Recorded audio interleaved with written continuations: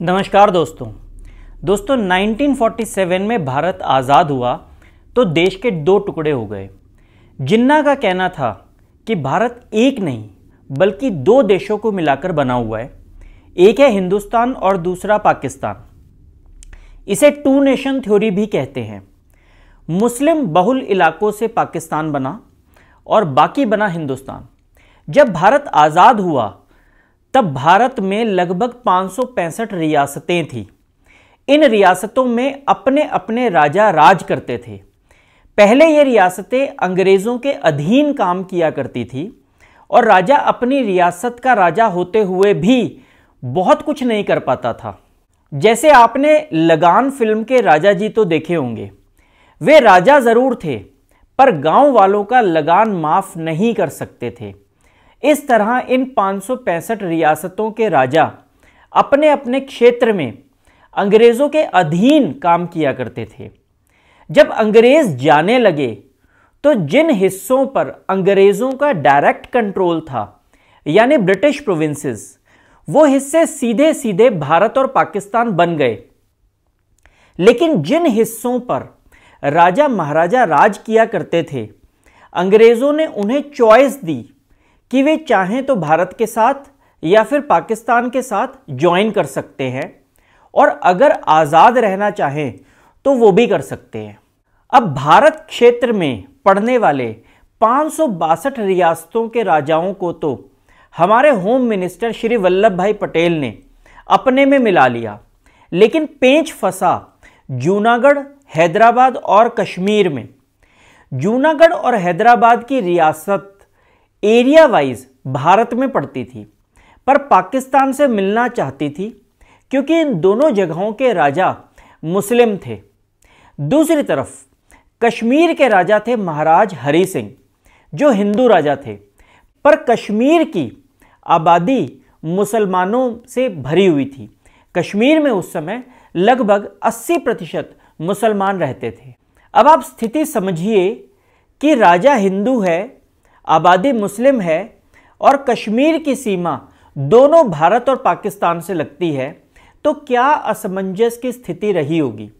अगर आप जूनागढ़ और हैदराबाद को देखेंगे तो ये दोनों क्षेत्र भारत की सीमा के अंदर पड़ते थे और आज भारत में ही है, पर कश्मीर का मामला तो अलग है। अगर हरि सिंह पाकिस्तान में मिल जाते हैं तो मुस्लिम देश में हिंदू राजा कैसे टिकेगा, और अगर महाराजा हिंदुस्तान में रहते हैं तो 80% मुस्लिम जनता कैसे जीने देगी, क्योंकि भारत तो लोकतंत्र की बात कर रहा था। चुनाव में मुस्लिम जनता हिंदू नेता को वोट कैसे देगी। राजा ने आज़ाद रहने का सोचा, लेकिन उन्हें पता था कि कश्मीर चीन, भारत और पाकिस्तान जैसे बड़े देशों के बीच आज़ाद नहीं रह सकता, और अगर रहता भी है तो भी ज़्यादा आबादी तो मुसलमानों की है जो कभी भी बगावत कर सकती है। यानी राजा हरि सिंह गहरी दुविधा में थे। 15 अगस्त 1947 तक राजा ने कोई फैसला नहीं लिया था और भारत और पाकिस्तान विभाजित हो गए, यानी दोनों डिवाइड हो गए। अब पाकिस्तान के जिन्ना को कश्मीर में काफ़ी ज़्यादा दिलचस्पी थी, उनको बहुत इंटरेस्ट था। वो किसी भी कीमत पर कश्मीर को हासिल करना चाहते थे। उन्होंने अपनी एक आर्मी तैयार की सिर्फ कश्मीर को अपने में मिलाने के लिए। इस आर्मी को कबालिये कहा जाता था। ये कबालिये नियमित सेना, रेगुलर सेना का हिस्सा नहीं थे, बस कुछ आम नागरिक थे जिन्हें जिन्ना ने ट्रेनिंग करके कश्मीर में लड़ने के लिए भेज दिया। उनका मकसद था कि कश्मीर में लड़के उसे पाकिस्तान से मिला देना है। ये कबालिये बड़ी तेज़ी से महाराजा हरि सिंह के महल की तरफ बढ़ रहे थे। महाराजा हरि सिंह थोड़े घबराए और उन्होंने भारत से मदद मांगी। नेहरू ने कहा कि हम आपकी मदद तभी कर सकते हैं जब आप भारत में विलय कर लेंगे, यानी आप भारत का हिस्सा बन जाएंगे। महाराजा हरि सिंह इस चीज़ के लिए मान गए। उन्होंने इंस्ट्रूमेंट ऑफ एक्सेशन साइन किया और कश्मीर को भारत में मिला दिया। उनके ऐसा करते ही भारतीय फौज कश्मीर में घुस गई और उन्होंने पाकिस्तान के कबालियों की हालत खराब कर दी। कबालिये वापस भागने लगे और भारतीय फौज उन्हें तेजी से पीछे धकेलने लगी। इस बीच नेहरू ने इस मामले को संयुक्त राष्ट्र यानी यूएन में उठाया और पाकिस्तान की शिकायत की। लेकिन यह नेहरू की सबसे बड़ी गलती साबित हुई। नेहरू को लगा था कि भारत ने लड़ाई की शुरुआत नहीं की है, इसलिए यूएन भारत का पक्ष लेगा। लेकिन यूएन में बैठे अमेरिका और ब्रिटेन ने पाकिस्तान का पक्ष लिया और उसके फेवर में फैसला दे दिया। उन्होंने कश्मीर को एक डिस्प्यूटेड टेरिटरी मान लिया और कहा कि जब कश्मीर में शांति स्थापित हो जाएगी तब वहां के लोगों से पूछा जाएगा कि वे क्या चाहते हैं। अगर वे भारत के साथ जाना चाहेंगे तो भारत में मिला देंगे, और अगर पाकिस्तान के साथ जाना चाहेंगे तो उन्हें पाकिस्तान में मिला देंगे। इसके साथ ही यूएन ने सीज फायर का भी ऐलान कर दिया, यानी जो जिस जगह बैठ गया समझो बैठ गया।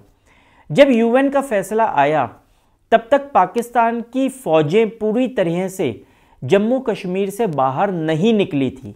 जहां तक पाकिस्तान की फौजें पीछे हटी वहां तक एलओसी यानी लाइन ऑफ कंट्रोल बना दी गई। जहां पाकिस्तान की फौजें जमा हुई थी तब से उस क्षेत्र को हम पाकिस्तान अधिकृत कश्मीर यानी पीओके यानी पाक ऑक्युपाइड कश्मीर कहते हैं। पाक ऑक्युपाइड कश्मीर दो हिस्सों में बटा हुआ है। ऊपर वाला हिस्सा गिलगिट बाल्टिस्तान कहलाता है, जबकि नीचे वाला हिस्सा आज़ाद कश्मीर कहलाता है। हालिया रिपोर्ट्स की माने तो इन दोनों हिस्सों के लोग भारत में मिलना चाहते हैं और हो सकता है कि किसी दिन ऐसा हो भी जाए। भारत वाले हिस्से के जम्मू कश्मीर को 2019 में डिवाइड करके जम्मू कश्मीर और लद्दाख दो यूनियन टेरिटरीज में कन्वर्ट कर दिया गया था, और 2024 में जम्मू कश्मीर में विधानसभा चुनाव भी हुए। तो दोस्तों, आपने देखा कि किस तरह कश्मीर इशू एक बहुत कॉम्प्लेक्स इशू है और निकट भविष्य में इसका कोई सॉल्यूशन दिखता नहीं है। अगले वीडियो में हम इंडिया पाकिस्तान के बीच 1965 का वॉर डिस्कस करेंगे। अगर वीडियो पसंद आया हो तो इसे लाइक करें और शेयर करें, और चैनल को सब्सक्राइब करना बिल्कुल ना भूलें। जय हिंद।